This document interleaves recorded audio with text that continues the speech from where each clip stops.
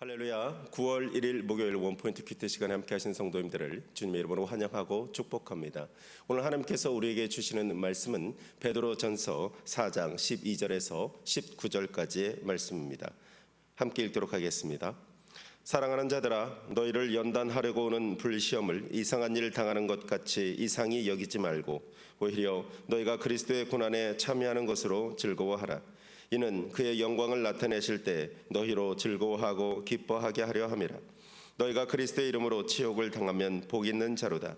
영광의 영 곧 하나님의 영이 너희 위에 계심이라. 너희 중에 누구든지 살인이나 도둑질이나 악행이나 남의 일을 간섭하는 자로 고난을 받지 말려니와 만일 그리스도인으로 고난을 받으면 부끄러워하지 말고 도리어 그 이름으로 하나님께 영광을 돌리라. 하나님의 집에서 심판을 시작할 때가 되었나니 만일 우리에게 먼저 하면 하나님의 복음을 순종하지 아니하는 자들의 그 마지막은 어떠하며 또 의인이 겨우 구원을 받으면 경건하지 아니한 자와 죄인은 어디에 서리요. 그러므로 하나님의 뜻대로 고난을 받는 자들은 또한 선을 행하는 가운데 그 영혼을 미쁘신 창조주께 의탁할지어다. 아멘. 이 시간 성령이 함께 하시는 증거라는 제목으로 담임 목사님께서 큐티 인도해 주시겠습니다. 할렐루야. 특별히 오늘 이제 9월 첫 주의 첫날을 여러분 맞이하고 있어요. 이제 벌써 처서가 지나고 이제 입추가 되고 추운 겨울이 옵니다. 인생도 마찬가지입니다. 한여름의 더위에 고생하고 지치더라도 선선한 바람이 오는 가을이 오는데 가을에서 그치는 것이 아니에요. 보통 사람들은 5월과 10월의 계절을 제일 좋아해요. 춥지도 덥지도 않는.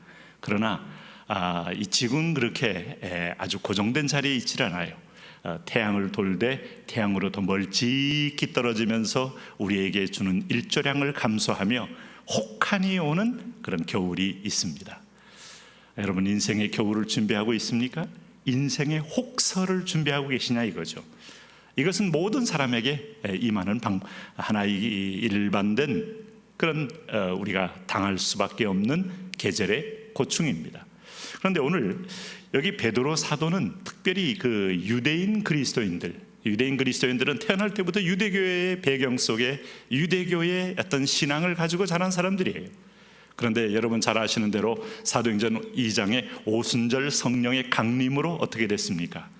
유대교가 끊어지고 새로운 구원의 종교, 이게 바로 구약에서 예언했던 모세오경이 예언했던 그야말로 여자의 후손의 등장함으로 인류 역사는 바뀌게 된 거죠.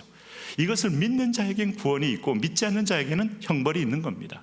그리스도를 믿고 오늘 예루살렘에서부터 사마리아와 땅끝으로 향하여 그 복음의 씨앗이 민들레처럼 퍼져가는 역사 속에 그냥 자연스러운 순풍만 불었을까요? 그렇지 않습니다. 가장 강렬한 핍박을 했던 사람은 유대교였습니다. 유대교인들, 나와 함께 어릴 적부터 신앙생활했던 사람들이 이 나사렛 예수님을 믿으면서 이단시하고 정죄하고 고립시키고 핍박을 하고 이제 그것들이 정말 편만하게 퍼져 있는 거예요. 스데반 때에는 큰 핍박이 나서 유대인들이 도망간 거죠. 일종의 피신을 위해서. 그래서 본도 또 갑바도기아 또 이런 지역으로 터키의 저 북쪽에 있는 수많은 지역으로 가서 대린구유 동굴이라는 걸 발견됐잖아요. 지하에 수킬로가 내려가면서 거기에 신학교도 있고 또 교회당도 있고 음식 저장고도 있고 물 저장고도 있고 기가 막힌 그거 몇 세기에 걸쳐 땅을 파면서 들어가서 믿음 생활했던 유대인 그리스도인들, 또 그 중에서 이방인들까지 포함해서 그리스도인들은 아주 마치 거름처럼 살았다 하는 게 초대교회의 모습이에요. 오늘날 이렇게 여러분 35억이 넘는 인구들이 주의 이름을 부르면서 영원한 천국의 멤버십을 갖게 된 것이 다 밑에 열매만 보지 말고 걸음을 보세요. 초대교회 300년 동안은 극심한 고통이 있었다, 고난이 있었다. 그래서 그 고난을 당할 때에 앞으로 어떤 태도를 가져야 하는지를 우리 사도 베드로가 말씀하고 있어요. 여러분, 베드로 자신이 고난을 통하여 거듭난 인생 아닙니까? 그래서 오늘 성경 뭐라고 말합니까? 여기 베드로전서 4장 12절 말씀에 이렇게 말합니다. 사랑하는 자들아, 너희를 연단하려고 오는 불시험을 이상한 일을 당하는 것 같이 이상히 여기지 말고 그랬습니다. 그럼 예루살렘에서 이미 고난이 오고 있어요. 자, 스데반 때의 고난은 많은 사람이 죽임을 당하기도 했습니다. 그러나 이들이 도망갔던 본도, 갈라디아, 갑바도기아, 아시아 지역에서 동일하게 고난이 오는 겁니다. 그럼 여러분 보세요. 사도행전 13장 14장을 보면 소위 수리아 안디옥이 아니고 비시디아 안디옥, 소위 터키 지방이에요. 거기에도 고난이 큰 이고니온이나 루스드라에서 고난이 크게 있었다는 것을 증언하고 있어요. 그러면 복음은 고난을 뚫고 들어가야 뿌리를 내릴 수 있어요. 고난이 없는 복음은 복음이 아니다. 왜? 어둠의 세력은 빛을 본질적으로 혐오하게 돼 있고, 빛이 찾아오는 것은 자기의 존재성이 말살되는 것이기 때문에 죽음을 각오하고 오늘 빛의 세력을 막는 겁니다. 그래서 이런 고난이 올 때 바울은 이 베드로는 첫 번째 이 고난을 이상히 여기지 말라, 이런 말을 했습니다. 이상히 여기지 말라. 당연한 거구나. 우리가 이 부패한 세상 속에, 어둠의 세상 속에 들어갈 때 빛을 들고 들어가면 어둠이 물러가고 오늘도 하나님의 나라가 오는데, 거기에 어둠 속에서 거주했던 그야말로 흑암에 사는 생명들은 어둠을 찾기 위해서 아마 몸부림해 나가는 어떤 모습을 보게 될 거다. 이걸 이상히 여기지 말라는 겁니다. 두 번째는 뭐예요? 여기 13절 14절은 뭐라고 말했습니까?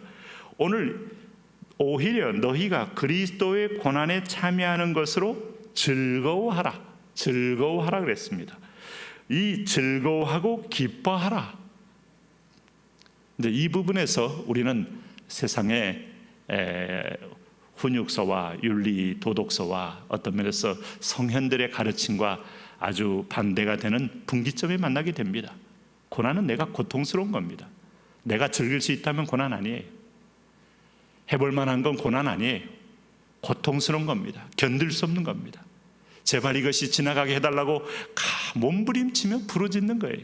그런데 그 고난을 만날 때 그리스도의 이름으로, 크리스찬 할 때 크라이스트, 이게 그리스도 아닙니까? 찬 하는 순간에 IAN이 붙어서 그리스도의 사람, 그리스도가 평생의 고난을 받아 온 인류를 구원을 이룬 것처럼 너도 나의 십자가를 지고 내 뒤를 따르라 할 때, 오늘 성경 말씀이 그리스도의 고난에 참여하는 것으로 즐거워하라, 동일한 영광을 받는다는 거예요. 그러나 no cross, no crown, 고난이 없는 영광은 없다는 것이죠. 이게 진실입니다. 이게 하나님이 이 부패하고 거짓된 세상 속에 심어놓은 진리의 길입니다. 그러면 이 기뻐한다는 건 우리 힘이 아니에요. 하늘의 힘이에요. 예수 그리스도가 보내신 영의 힘이에요. 이것을 받은 사람만이 그리스도인이고, 이것을 받은 사람만이 내 힘을 초월한 고난을 보면서 즐거워할 이상한 차원의 세계로 들어가게 되는 겁니다. 세 번째는 뭐라고 말했습니까? 15절에 뭐라고 했습니까? 너희 중에 누구든지 살인이나 도둑질이나 악행이나 남의 일을 간섭하는 자로 고난을 받지 말려니와. 그러면 오늘 이 세 번째 얘기는 뭡니까? 죄로 인한 고난은 결코 너희가 받아서는 안 된다. 이런 고난은 피하라. 그런데 사실은 대부분의 우리가 그리스도인들이 당하는 고난이 놀랍게도 15절과 관련이 돼 있지 않습니까? 내가 과욕을 부림으로, 내가 탐심을 부림으로, 내가 어떤 면에서 자기의 이름을 드러내고자 해요. 내가 빼앗기지 않기 위하여, 그래서 관계를 깨뜨리고 옆 사람을 혐오하고 또 하나님을 이간질하고, 살인, 도둑질, 악행, 남의 일을 간섭하는 자로 고난을 받지 말라. 고난도 품격이 있고, 고난도 수준이 있고, 고난도 어떤 면에서 보면 고난도 그 순수성이 있어요. 우리가 상급이 되는 고난은 뭔가? 그리스도로 인한 고난이라 하는 겁니다. 그리고 오늘 여기 또 다음 16절 네 번째입니까? 오늘 여기 16절에 만일 그리스도인으로 고난을 받으면 부끄러워하지 말고 도리어 그 이름으로 하나님께 영광을 돌리라. 여러분, 이런 당당한 고난을 받으실 준비가 되어 있습니까? 부끄러워하지 말고 도리어 그 이름으로 하나님께 영광을 돌리는 고난.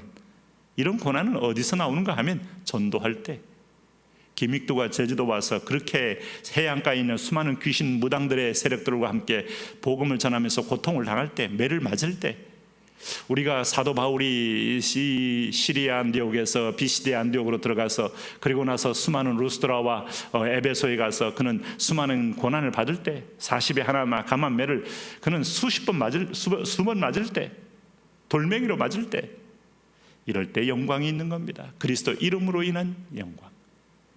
그래서 우리가 고난을 위하여 아울리치를 가야 돼요. 거기서 도전을 받고 공격을 받고 그러면서 하나님께 영광을 돌리고 내 상급이 쌓여지는 걸 경험하기 위해서 편안한 가운데 거하다가는 고난이 없어요.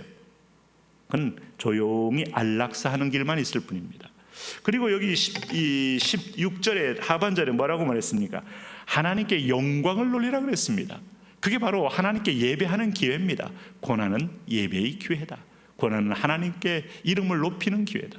그의 이름을 영화롭게 하는 기회다 하는 거예요. 그리고 17절 19절 하나님의 집에서 심판을 시작할 때가 되었나니 만일 우리에게 먼저 하면 하나님의 복음을 순종하지 아니한 자들의 그 마지막은 어떠하며 그 의인이 겨우 구원을 받으면 경건하지 아니한 자와 죄인은 어디에 서리요. 그러므로 하나님의 뜻대로 고난을 받는 자들은 또한 선을 행하는 가운데 그 영혼을 미쁘신 창조주께 의탁할지어다. 고난 중에 주님만 바라고 의뢰함으로 상급이 가득 차는 상급이 있습니까? 60 살아왔습니까? 70 살아왔습니까? 40 살아왔습니까? Because of your Lord Jesus Christ, 주님 때문에 받는 고난이 있냐 이 말이죠. 오늘 아름다운 고난의 축복에 함께 하시기를 바랍니다. 하나님, 우리가 그런 은혜 속에 들어가게 하여 주옵소서. 예수님 이름으로 기도합니다.